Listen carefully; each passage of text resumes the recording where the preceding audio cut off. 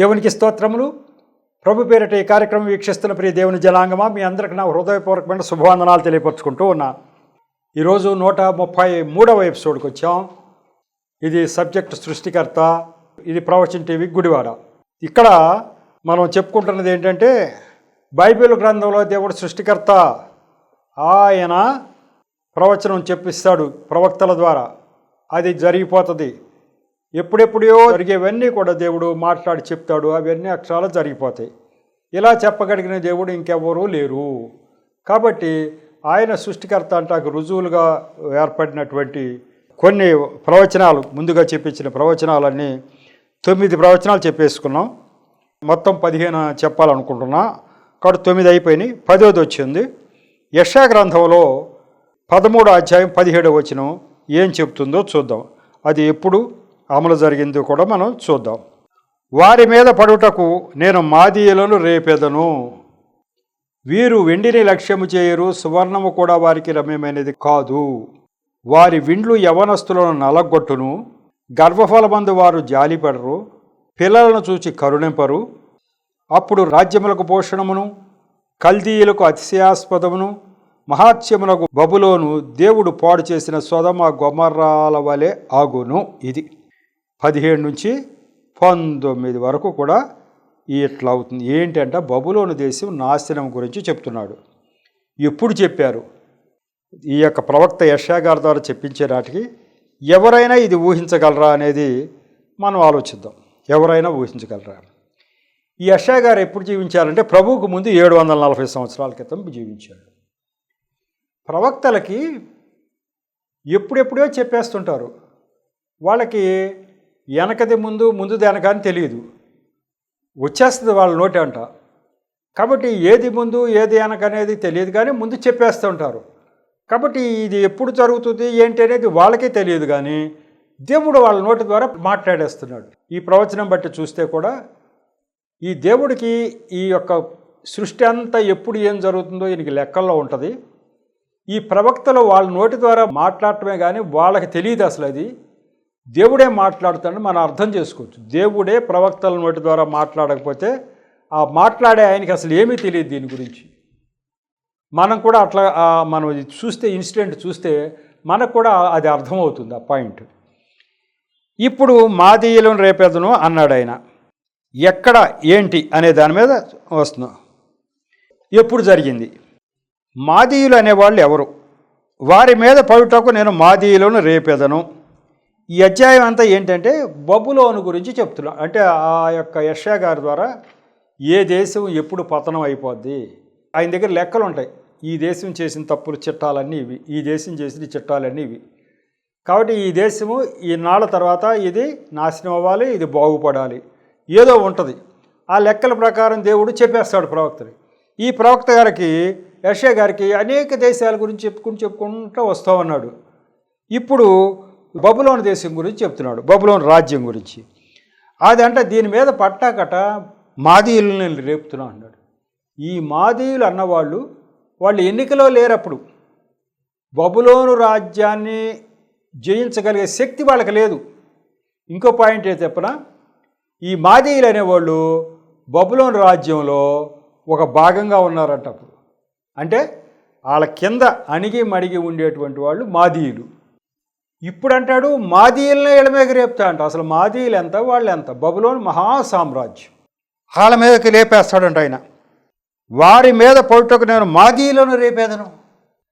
వింటేనే ఆశ్చర్యంగా ఉంది. మాదీయులు, వాళ్ళ కింద బానిసలుగా ఉన్న మాదీయుల్ని ఈయన రేపుతానంటాడేంటి? వాళ్ళు ఎట్లా జరుగుతుంది? వీరు వెండిని లక్ష్యం చేయరు, సువర్ణము కూడా వారికి రమ్యమైనది కాదు.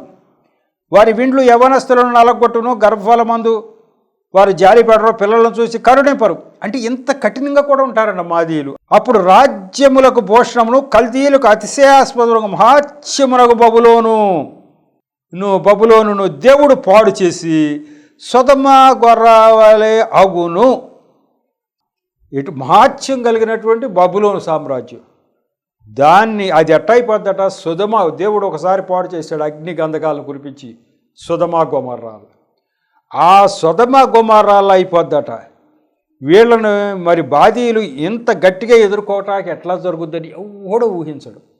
కానీ జరిగింది ఏంటో చెప్పనా? ఇది జరిగిన తర్వాత, ఈ మాట చెప్పిన తర్వాత 200 సంవత్సరాల తర్వాత, ప్రభువుకు ముందు 539, 38 ఆ ప్రాంతాల్లో, అప్పుడు పారసీకులు వీళ్ళతో కలిసి, మాదీయులతో కలిసి వాళ్ళు వీళ్ళని జయించగలిగారు. ఒట్టిగా మాదీయుల వల్ల కాదు, కానీ వేరే ఇంకొక దేశం వాళ్ళకి కలిసి వీళ్ళని జయించు. ఈ యొక్క ఇజ్రాయెల్ దేశం అనేది ఉందే, బబులోని దేశం మీదకి మాదీయులను రేపటం అనేది దానికంటే ముందు ఈ బబులోను దేశానికి ఇజ్రాయెల్ ప్రజలను అప్పచెప్తాడు దేవుడు. ఆ విషయం మనకి తెలీదు. ఇప్పుడు ఇజ్రాయెల్ దేశం ఎక్కడుంది? ఈ యొక్క యెషయా గారు చెప్పే నాటికి ఉత్తర దేశము, దక్షిణ దేశము సుభిక్షంగా 2 రాజ్యాలు ఇజ్రాయెల్ దేశం ఉన్నాయి. రాబోయే కాలంలో మరి 722 అంటే ఈ యొక్క యెషయా గారి తర్వాత ఒక 18 సంవత్సరాలకి ఉత్తర దేశం అష్షూరు వశం అవుతుంది. ఆ తర్వాత మరి ఎప్పుడు 600 BC ఆనాటికి, ఆ తర్వాత ఇది జరిగిన తర్వాత ఆ ఉత్తర దేశం అప్పచెప్పిన తర్వాత ఇంకా 120 సంవత్సరాల తర్వాత దక్షిణ దేశం కూడా అప్పచెప్తుంది. ఎవరికి అప్పగిప్పబడుతుంది? బబులోనికి అప్పచెప్పుతుంది. బబులోను దేశం అనేది వచ్చి అష్షూరుని ఆక్రమిస్తుంది. అష్షూరు కిందకి వెళ్ళింది ఉత్తర దేశం. కానీ అమాంతం అష్షూరుని బబులోను పట్టేసుకుంటుంది. అంటే ఉత్తర దేశం ఎక్కడికి వెళ్ళింది? అష్షూరుతో పాటు ఈ యొక్క బబులోను చేతికి వెళ్ళిపోయింది. అంతేకాకుండా దక్షిణ దేశం కూడా బబులోనికి వెళ్ళిపోయింది. అంటే బబులోను ఒక్కసారి విజృంభించి మొత్తం అష్షూరులో ఉత్తర దేశం కలిపి ఉంది, దక్షిణ దేశం అన్నిటిని ఆక్రమించుకుంటుంది. ఎప్పుడు? యెషయా గారి తర్వాత 140 సంవత్సరాలకి మొత్తం అంతా ఆక్రమించుకుంటూ బబులోను ఆక్రమించుకుంటుందనే విషయం ఎవరికీ తెలియదు. వీళ్ళని పుట్టుకున్న ప్రవక్త గారు ఏమంటున్నారంటే, ఈ బబులోను దేశం ఉందే, వీళ్ళ మీదకి నేను మాదీయులను రేపుతాను అంటున్నాడు. ఇది ఎప్పుడు జరుగుద్ది అంటే అది అప్పుడే జరగదు. ఆ తర్వాత 70 సంవత్సరాలకి ఈ యొక్క దక్షిణ దేశ ప్రజలు కూడా వాళ్ళ చెరలోకి వెళ్ళి 70 సంవత్సరాలు వాళ్ళ దగ్గర అణిగి మడిగి ఉన్న తర్వాత అప్పుడు మాదీయులు వస్తారు. పారసీకులతో కలిసి వచ్చి బబులోను హస్తగతం చేసుకుంటారు. ఇంత పెద్ద చరిత్ర మధ్యలో జరగాలి. ఇంత పెద్ద చరిత్ర జరుగుద్దని ఎవరికీ తెలియదు. సుభిక్షంగా ఉన్నటువంటి ఉత్తర దేశము, దక్షిణ దేశాలు ఉన్న రోజుల్లో ఈ బబులోన్ అనేది వచ్చి ఇన్ని సంవత్సరాలు పరిపాలన చేస్తుంది. ఆ తర్వాత మాదీయులు అనేవాళ్ళు వస్తారు అనే విషయం ఎవ్వరూ ఊహించలేము. దేవుడు ప్రవక్తల నోటి ద్వారా పలికేది అది ఎప్పుడు జరుగుద్దో వాళ్ళకి తెలియదు, కానీ జరిగిపోతుందని చెప్తున్నాడు. కాబట్టి బబులోను మీదకి నేను మాదీయులను రేపుతానని ముందుగానే చెప్పేశాడు. అది ఎప్పుడు జరిగిందంటే ఈ యొక్క దక్షిణ దేశం కూడా ఆ బబులోనుకు వశంకి వెళ్ళిపోయి 70 సంవత్సరాలు వాళ్ళ చెరలో ఉన్న తర్వాత వాళ్ళని విడిపిస్తాను అని, 70 సంవత్సరాల చెర తర్వాత విడిపిస్తానని చెప్పాడు.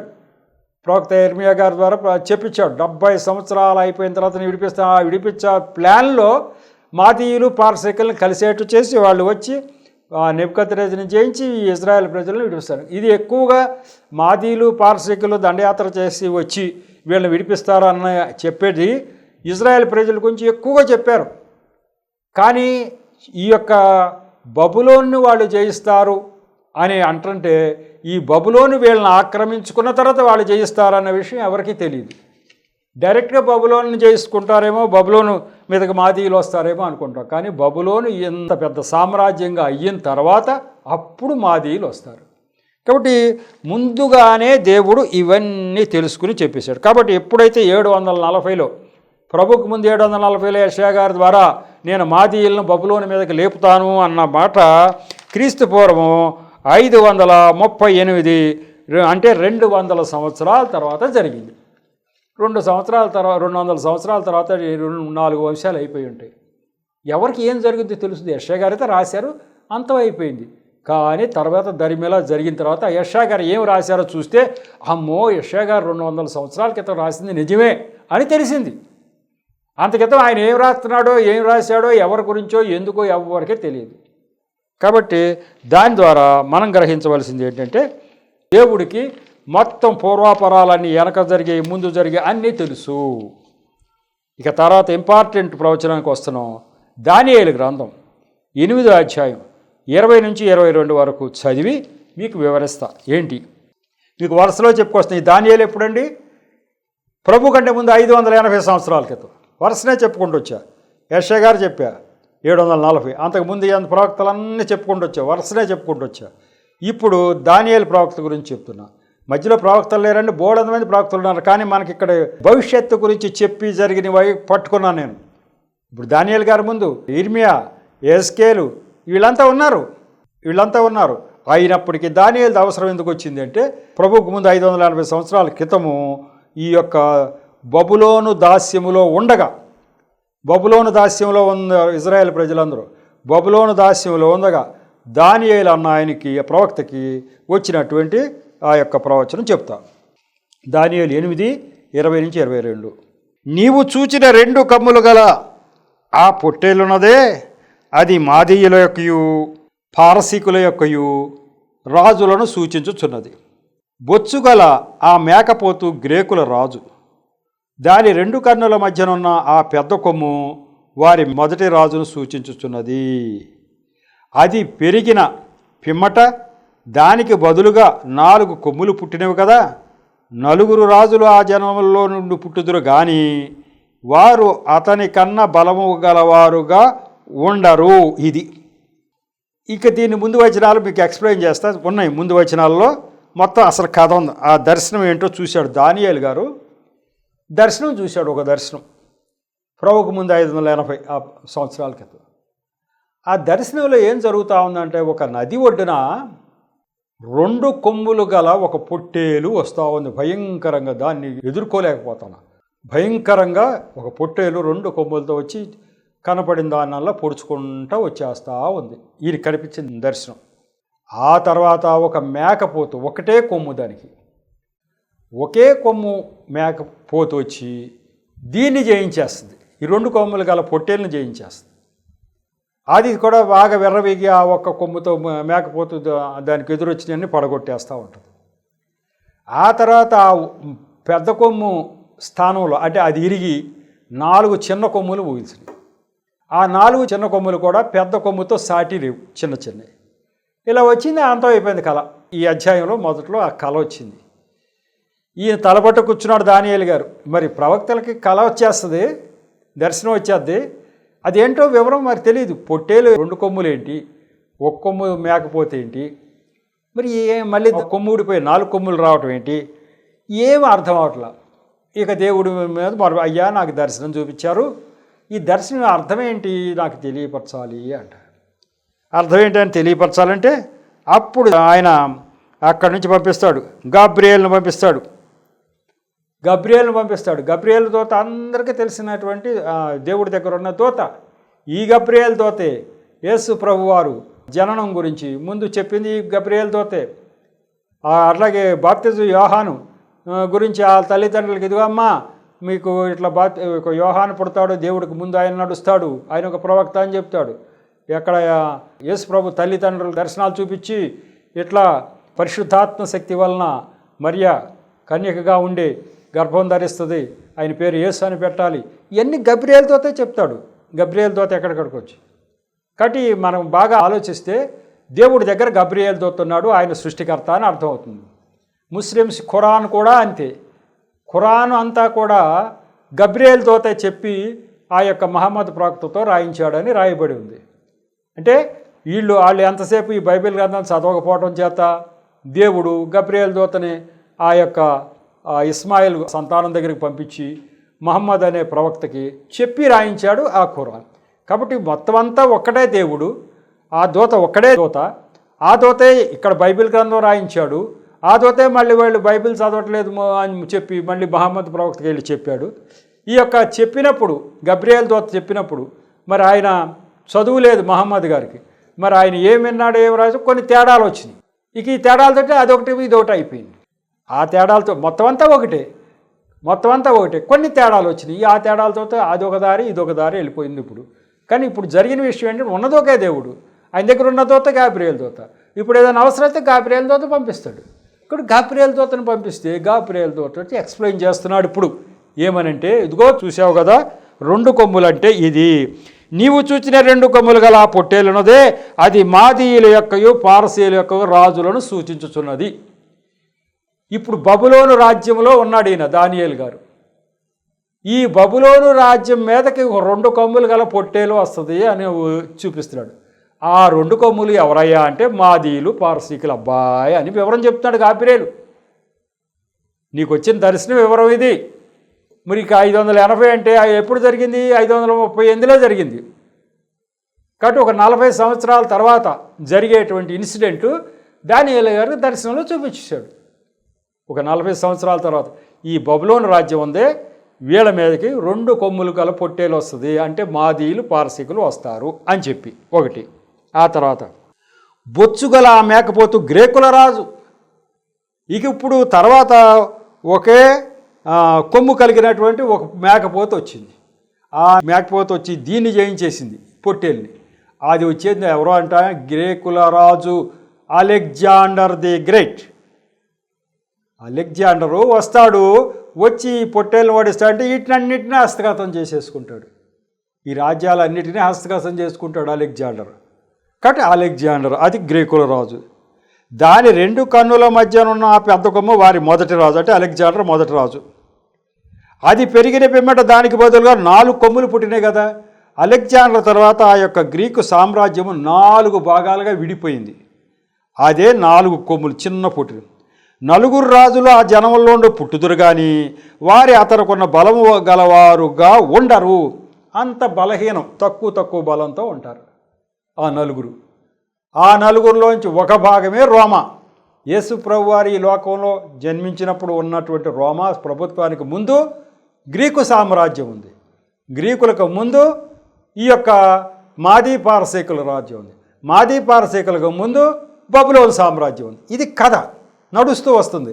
ప్రభువుకు ముందు జరిగినటువంటి చరిత్రలో ఇలా ఉంది. మరి ఎవరైనా ఊహిస్తారా ఇట్లా జరుగుతుందని? ఆ 2 కొమ్ములు ఏంటి, 1 కొమ్ము ఏంటి, 4 కొమ్ములు అని ఊహిస్తారు. అది ఎప్పుడు జరిగినాయి ఏంటి అనేది కావాలి మనకు. దీని మీద చాలా వివరణ ఉంది.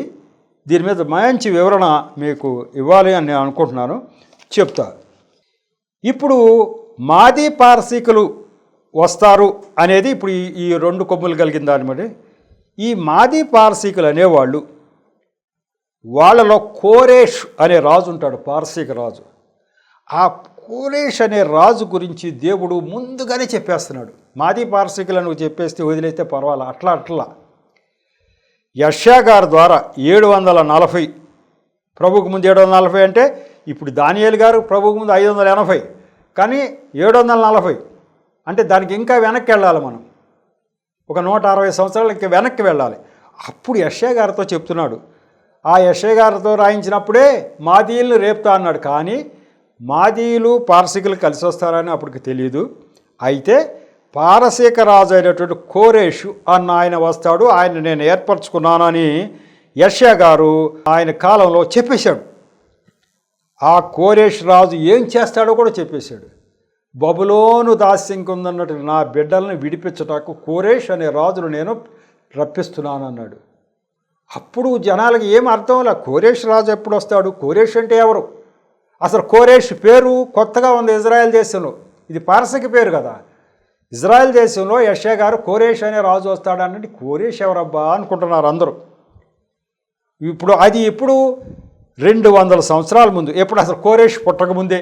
కోరేష్ పుట్టింటాడా? ఆ పేరే అందరూ కొంతగా ఉంది కదా. కోరేష్ ఎప్పుడైనా 538లో వీళ్ళని విడిపిస్తాడు బబులోని చేతిలోంచి.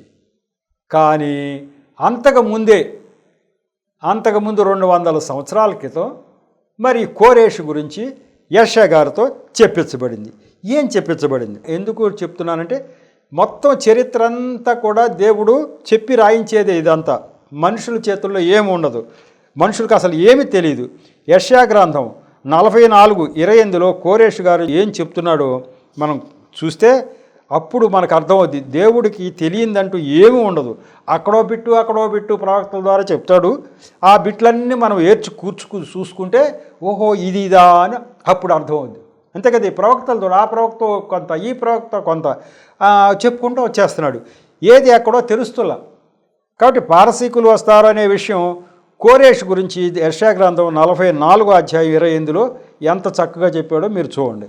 కోరేష్తో నా మంద కాపరి నా చిత్తమంతయు నెరవేర్చువాడా అని చెప్పిన వాడను నేనే. యెరూషలేముతో నీవు కట్టబడదు అనియు దేవాలయం పునాది వేయబడినయో నేను చెప్పుచున్నాను అంటాడు. ఇంకా ఆ తర్వాత వచ్చిన నీవు నన్ను ఎరుగుకున్నప్పటికీ నీకు బిరుదునిచ్చితిని, నేను యెహోవాను, మరి ఏ దేవుడును నేను తప్ప ఏ దేవుడును లేడు అని చెప్తాడు. ఎవరికి? కోరేషుకి చెప్తాడు. నువ్వు నేనెవరో ఎరుగవయ్యా, అయినా కూడా నిన్ను పేరు పెట్టి పిలిచాను అన్నాడు. అంతే. కోరేషు ఒక అన్యజనుల రాజు. ఆయనకి ఈయన ఏం తెలుస్తాడు? కోరేషుకి ఆ పారసీకులకి వేరే దేవుళ్ళు ఉన్నారు పారసీకులకి. కాబట్టి వాళ్ళకేం తెలుస్తారు? ఈ యొక్క యెహోవా దేవుడు నిజమైన సృష్టికర్త అని వాళ్ళకేం తెలుసు? కానీ ఈయన అంటున్నాడు సృష్టికర్త, కోరేషు నీవు నన్ను ఎరుగవు, ఆయన నిన్ను ఏర్పరచుకున్న నా బిడ్డల్ని బబులోను దాస్యంలోంచి విడిపించడానికి నీ ద్వారా జరగాలని నేను ఏర్పరచుకున్నా. నువ్వు నన్ను ఎరుక్కున్నప్పుడు నీకు బిరుదులు ఇచ్చా అంటాడు. అందుకే ఆ కోరేషు పారసీక సామ్రాజ్యంలో వచ్చినప్పుడట కోరేషు అన్నీ జయించేస్తాడు. మరి అంతే కదా, పారసీకులు మాదీయులు కలిసి ఎన్ని అశ్షూర్ కిషోర్ మొత్తం దేశాలన్నీ జయించేస్తారు. దానికి వెనక ఉన్నటువంటి హస్తం ఎవరిదంటే సృష్టికర్త అయిన బైబిల్ గ్రంథం దేవుడిది. కోరేషేమో వేరే జాతి మనిషి, ఆయనకి అసలు ఈ యొక్క సృష్టికర్త గురించి తెలియదు వాళ్ళకి. కానీ ఈయన ఏమంటున్నా అంటే నువ్వు నన్ను ఎరుగకుండినప్పటికీ నేనే నీకు బిరుదులు ఇచ్చి అన్ని దేశాలు జయించేట్టు చేశా. ఆ పరంపరలో వచ్చి నా బిడ్డలను కూడా నువ్వు విడిపించడానికి నేను నిర్ణయించా అంటున్నాడు. ముందే నిర్ణయించేశాడట దేవుడు, ఆయన ద్వారా నా బిడ్డలు బయటికి రావాలని చెప్పి. కాబట్టి ఎప్పుడు 200 సంవత్సరాల క్రితం, ఆయన పుట్టలేదు, ఆయనకు పుట్టక ముందు 150 సంవత్సరాల క్రితం ఒక ఆయన పేరు పెట్టి చెప్పి కోరేష్ అయిన ఆయన ఒక ఆయన వస్తాడు, ఆయన ద్వారా నా బిడ్డలను దాసి విముక్తి చేస్తానని చెప్తున్నాడంటే దేవుడు ఆ సృష్టి మీద ఎంత పట్టు ఉందో మనకు అర్థమవుతుంది. ఎవరు ఏ పేరుతో ఎప్పుడు పుడతారు, ఏం చేస్తారు, ఇది పుట్టినవాడు ఒక్కడ ఇజ్రాయెల్ దేశం గురించి కాదు కదా. కోరేష్ అని ఇజ్రాయెల్కి సంబంధం లేదు, కానీ ఆయన వస్తాడు, ఆ పేరుతో వచ్చిన ఆయన మిమ్మల్ని అందరూ విడిపిస్తారబ్బా అని చెప్పి ప్రవక్తల ద్వారా ఇక్కడ చెప్పించేస్తున్నాడు ఇజ్రాయెల్లో. ఒక ఆయన ఈ ఇజ్రాయెల్ అంతా తలపట్టుకున్న కోరేష్ అనే పేరు ఎక్కడి నుంచి వచ్చింది, ఈయనెవరు, మనల్ని. పైగా ఇంకో విషయం ఏంటంటే యెషయా గారు ఈ మాటలు రాసే నాటికి ఈ ఇజ్రాయెల్ ఉత్తర దేశం కానీ దక్షిణ దేశం కానీ ఈ 2 దేశాలు సుభిక్షంగా ఉన్నాయి. వీళ్ళు అసలు బబులోను దాస్యానికి వెళ్తారని వీళ్ళకి తెలియదు. తర్వాత రోజుల్లో వీళ్ళు బబులోను దాస్యానికి వెళ్తారని, ఒక 70 సంవత్సరాలు అక్కడ ఉంటారని వీళ్ళకి తెలియదు.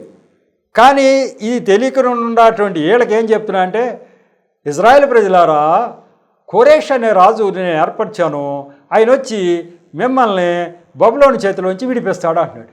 అదేంటి, బబులోనోడు చేతి కింద మేమెప్పుడు వెళ్తాం? బబులోను రాజు చేతి కిందకి మేమెప్పుడు వెళ్తాం? మళ్ళీ మమ్మల్ని విడిపించడానికి కోరేష్ అన్న ఆయన ఎప్పుడు వస్తాడు? ఈ కోరేష్ పేరేంటి, ఈయన ఎవరు అసలు అనుకుంటున్నారట. ఎప్పుడు? యెషయా గారు రాసే నాటికి 1 సంవత్సరం 2 సంవత్సరాలకు ముందు వెనక కాదుగా, 200 సంవత్సరాల ముందు రాసేస్తున్నాడు యెషయా గారు.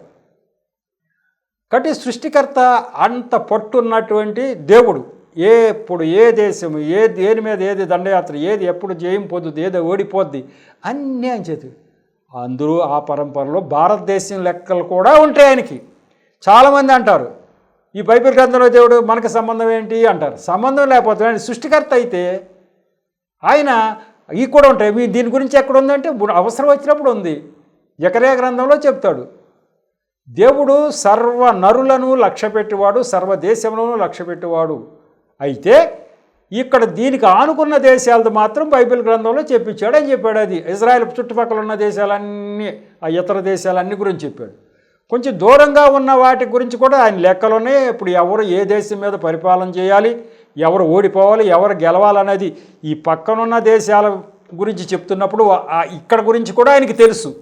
కానీ బైబిల్ గ్రంథంలో అవసరం మేరకు రాయించాడు. అక్కడికి హిందూ దేశాన్ని ఆయన ఆ రాజులు పరిపాలించే కాలంలో, ఆ రాజులు జయించే కాలంలో చెప్పేశాడు.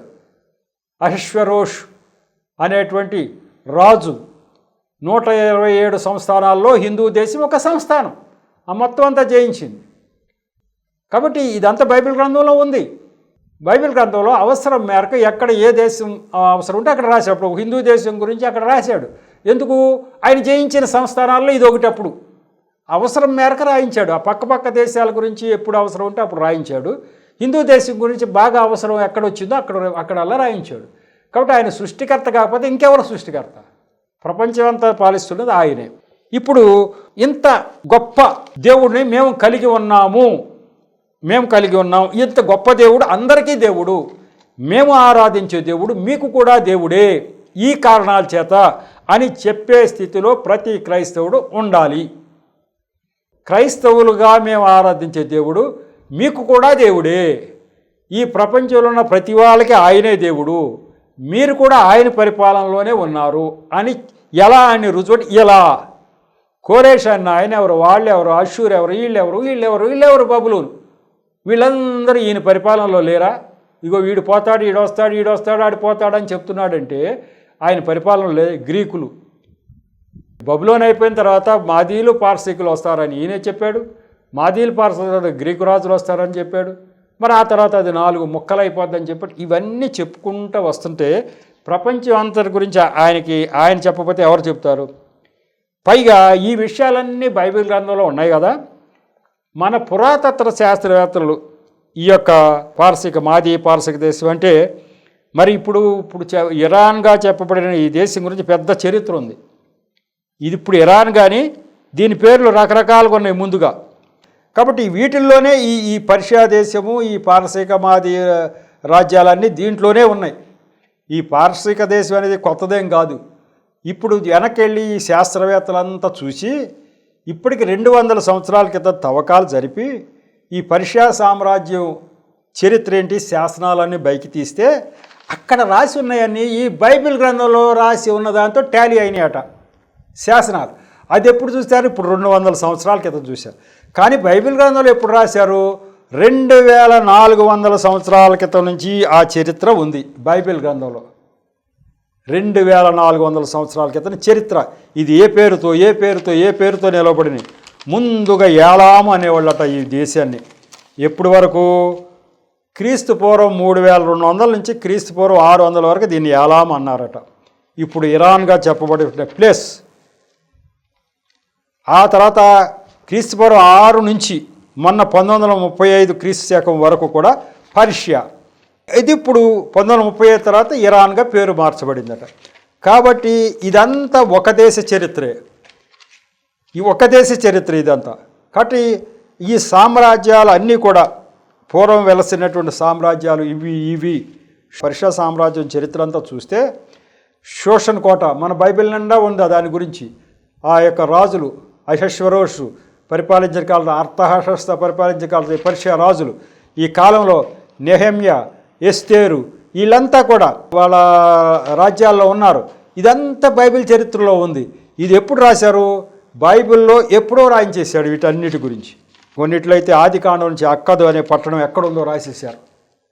దీన్ని అక్కాడియన్ సామ్రాజ్యం అని కొన్నాళ్ళకి పిలిచారట.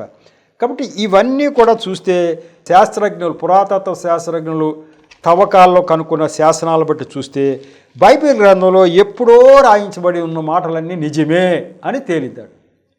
కాబట్టి బైబిల్ చరిత్ర అనేది వాస్తవం. దేవుడు చెప్తున్నాడు. ఇప్పుడు ఎవరైనా చెప్పగలరా? తర్వాత మాదీ పారసీకుల తర్వాత అసలు గ్రీకు చక్రవర్తి అలెగ్జాండర్ అందరిని జయించగలుగుతాడని ఎవరైనా ఊహించామా? దేవుడు ప్రణాళిక అది. గ్రీకు బాగా చిన్నది. ముందుగా ఆ చిన్న రాజ్యంలోంచి ఒక ఆయన వచ్చి ప్రపంచాలన్నీ జయించగలుగుతాడని చెప్పి ఎవరు రాశారు? బైబిల్ గ్రంథంలో చెప్తున్నాడు. ఇదిగో నా యొక్క నిర్ణయం, నా ప్రణాళిక ఇది, అట్లా జరుగుతున్నది, జరిగిపోయింది. కాబట్టి దీని మీద ఎంత చరిత్ర ఉంది. ఒక 2 కొమ్ములు 1 కొమ్ము అనే చిన్న దర్శనమే కదండి. ఏముంది ఆ దర్శనం అనుకుంటే ఆ దర్శనంలో ఎంత ఉంది మీకు అహష్వేరోషు సామ్రాజ్యంలో ఎస్తేరు అనే ఆమె ఉండగా షోషన్ కోట 127 సంస్థానాలు, అందులో హిందూ దేశం ఒక సంస్థానం అని చేయబడుతుంది. అట్లా అర్తహషస్త ఈ రాజుల కాలం కూడా మీకు లైట్గా చెప్తే కొంచెం ఆ చరిత్ర మీకు అర్థమవుతుంది. ప్రభుకు ముందు పరిపాలించిన వీళ్ళంతా పర్షియా వాళ్ళు వచ్చారు కదా, వీళ్ళని విడిపించారు కదా. విడిపించిన తర్వాత వీళ్ళు ఎప్పుడెప్పుడు ఎవరెవరు పరిపాలించారో ఉంటే ప్రభుకు ముందు 485లో అహష్వేరోషు, ప్రభుకు ముందు 465లో అర్తహషస్త, ఆ రోజుల్లో నెహెమ్యా, అలాగే ఆ అమ్మాయి ఎస్తేరు, అక్కడ అహష్వేరోషు కాలంలో, ఇదంతా బైబిల్ నిండా ఉంది. నెహెమ్యా కాలంలో గోడలు పడిపోతే ఆ గోడలన్నీ బాగు చేయించడం, అలాగే కోరేషు రాసినటువంటి శాసనాల్లో ఇదిగో సృష్టికర్త అయిన దేవుడు నాకు కనిపించి ఇలా చెప్పాడు, నేను సృష్టికర్తను, నా ప్రజలైనటువంటి ఈ యొక్క ఇజ్రాయెల్ ప్రజలను విడిపించడమే కాదు, వాళ్ళకి ఏది కావాలంటే చేయాలని రాయించాడని ఒక శాసనం రాయించాడు.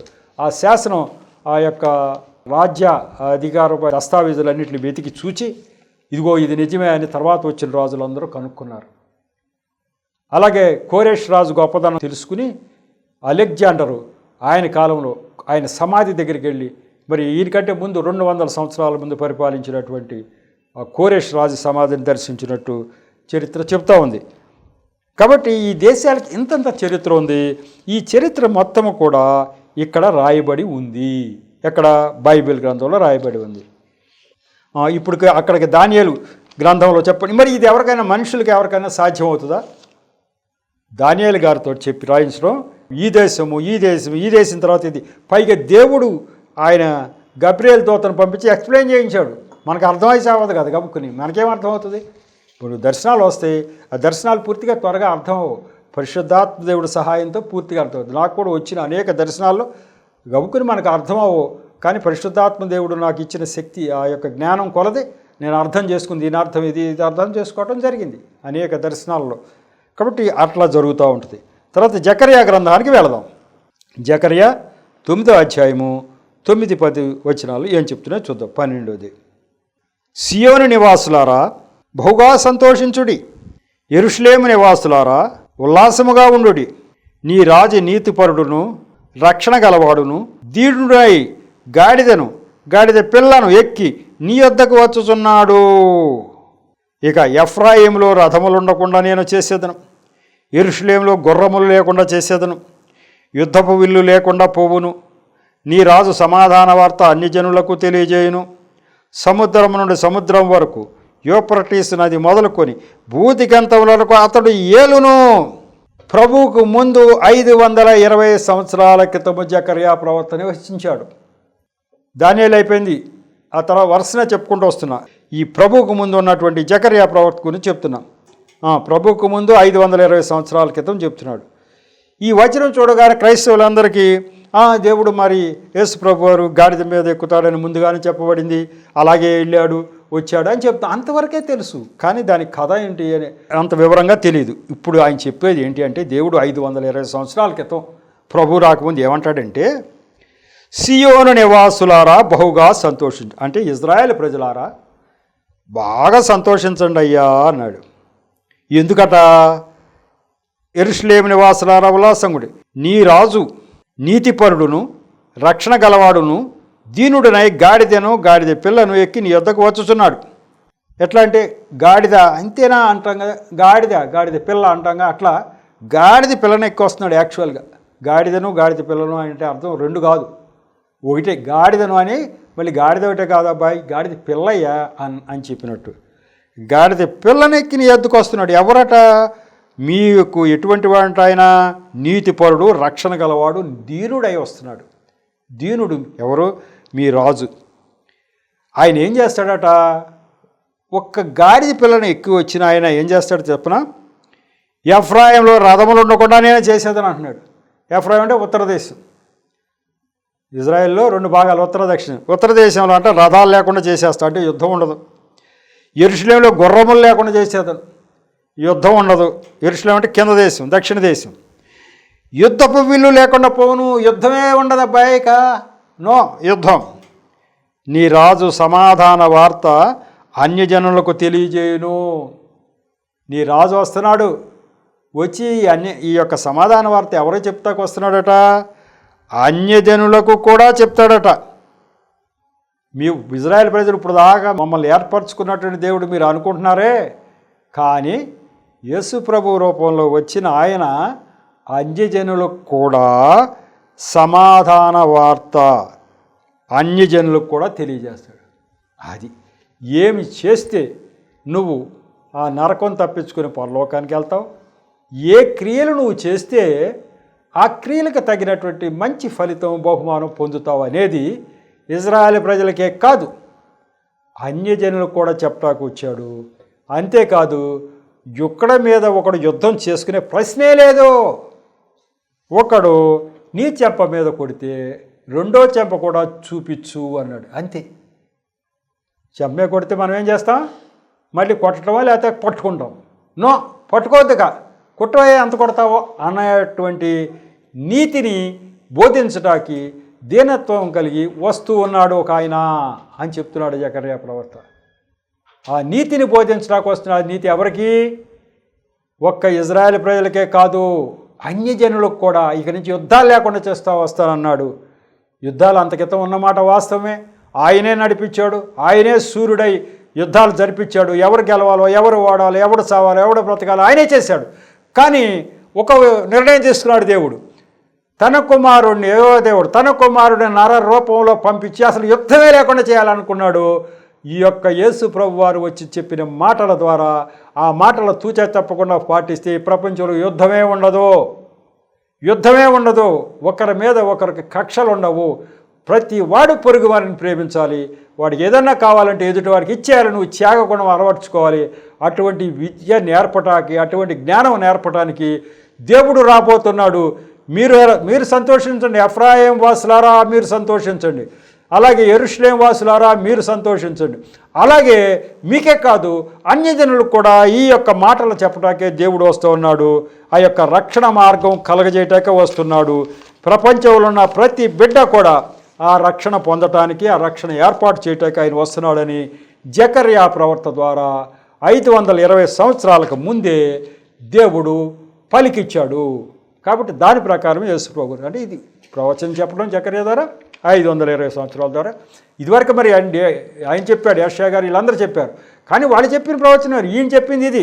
యుద్ధాలు లేకుండా ఆపుతా అన్నాడు. నిజంగా యేసు ప్రభు వారు చెప్పిన మాటల ప్రకారం యుద్ధం ఎక్కడైనా వస్తుందా? నో, యుద్ధం రాదు. ఆయన చెప్పటానికి వస్తున్నాడయ్యా అని ఈయన చెప్పాడు. దేవుడి స్తోత్రం. మరి ఇప్పటికైతే ఎన్ని దర్శనాలు అయినాయి అంటే 12 అయినాయి. ఇంకా 3 ఉన్నాయి. ఆ 3 తర్వాత ఎపిసోడ్లో చేసుకుంది. ఇప్పటికైతే మరి ఈ యొక్క ఎపిసోడ్ ముగిసుకుందాం. దేవుడి యొక్క మాటల సాక్ష్యాన్ని దీవించునుగాక. చిన్న ప్రార్థన చేసి ముగిస్తా. కృపగల దేవా, మహాపరిశుద్ధుడా, ప్రేమ గల తండ్రి, ప్రభా మీకు వందనాలు స్తోత్రాలు చెల్లించుకుంటున్నాం. ఈరోజు ఈ 133వ ఎపిసోడ్ను కూడా తగిన నడిపించి ఇచ్చారు. నన్ను మరుగుపరిచి నా నోటి ద్వారా మీరు మాట్లాడారు. అంతేకాకుండా వింటున్న బిడ్డల హృదయాలు తెరిచి మీరు ఎలా సృష్టికర్తో ఈ ప్రపంచాన్ని ఎలా పాలిస్తున్నారో, ఈ ప్రపంచంలో యుద్ధాలు లేకుండా మీరు ఎలా చేయాలని అనుకుంటున్నారో, మరి మీ యొక్క కుమారుడిని పంపించినప్పుడు ఆయన ద్వారా మీరు చేయించదలుచుకున్నటువంటి విషయాలు ఏంటో తెలియపరిచినందుకు స్తోత్రాలు తండ్రి. ఈ విషయాలన్నిటిని గ్రహించే బిడ్డలు అనేక మంది అన్యజనులకు వారు మరి వెళ్ళవలసిన సరైన మార్గం వారు తెలియజేయడానికి మీరు తగిన ప్రోత్సాహం, ప్రేరణ దయచేయమని ప్రార్థిస్తాం. నిరంతరం మీ కాపుదల మా అందరి మీద ఉంచి ఆశీర్వదించమని మా ప్రభును రక్షకుడైన యేసు నామములో పరమతండ్రిని ప్రార్థించి వేడుకుంటున్నా తండ్రి. ఆమెన్. మరొకసారి మీ అందరికీ నా హృదయపూర్వక శుభవందనాలు తెలియపరచుకున్నాను. అందరూ